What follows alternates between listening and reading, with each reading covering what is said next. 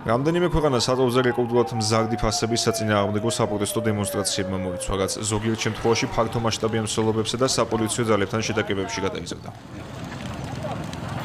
დაძაბულობის ერთ-ერთ ეპიცენტრად იქცა კენიის დედაქალაქი, სადაც მომიტინგეებმა ცენტრალური ქუჩების სხვადასხვა კონსტრუქციით და ბარიკადებით გადაკეტეს, საბურავები დაწვეს და პოლიციელებს ქვები დაუშინეს. საზოგადოებრივი ტრანსპორტის მძღოლები გაიფიცნენ. მოქალაქეთა თქმით, საწვავის ფასების უკონტროლოს გზას ხელს უწყობს ადგილობრივი ხელისუფლების ლოიალური პოლიტიკა, რაც თავის მხრივ უკიდურესად აძვირებს მათ ყოველდღიურ საცხოვრის ხარჯებს. საზოგადოებრივი მარკწესრიგის აღდგენის mizნით ნაირობის პოლიციამ ქუჩებში სპეციალური ტექნიკა გამოიყვანა, ხოლო სპეციალური დანიშნულების რაზმმა ცრემლდენი გაზი გამოიყენა.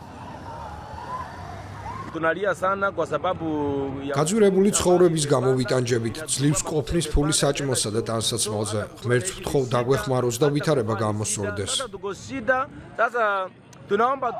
სამოქალაქო პროტესტს უერთდება კენიის ოპოზიცია, რომელიც მიიჩნევს, რომ გეოპოლიტიკური ვითარებითა და საერთაშორისო ბაზრებზე არსებული მდგომარეობით თავის მართლება არის ხელისუფლების უმოქმედობის შედეგი. მათივე განმარტებით, მეზობელ ქვეყნებში, რომელთაც არ აქვთ ზღვაზე გასასვლელი და დამოკიდებული არიან კენიის პორტებზე, საწვავის ფასი შედარებით დაბალია. ამიტომ პრობლემა მთავრობასთან დაახლოებულ მაღალჩინოსნებშია, ვინც ცდილობს არსებული კრიზისის გასამდიდრებლად გამოიყენოს. გასული დღეების განმავლობაში პროტესტმა მოიცვა სხვა სახელმწიფოების, თუმცა გაცილებით მცირე მასშტაბით. საზოგადოებრივი უკმაყოფილება მზარდია მოსახლეობით მსოფლიოს ყველაზე დიდ ქვეყანაში. ინდოეთში არსებული ნავთობის 90% იმპორტირებულია, ამიტომ კრიზისია განსაკუთრებით იგრძნობა.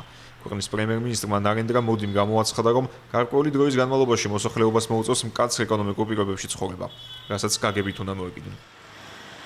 ექსპერტების ნაწილი აცხადებს, რომ ინდოეთში ენერგო პრობლემას ამწვავებს ის გარემოებაც, რომ ქვეყნის ავტოპარკი მოძველებულია და არ აკმაყოფილებს საერთაშორისო სტანდარტებს.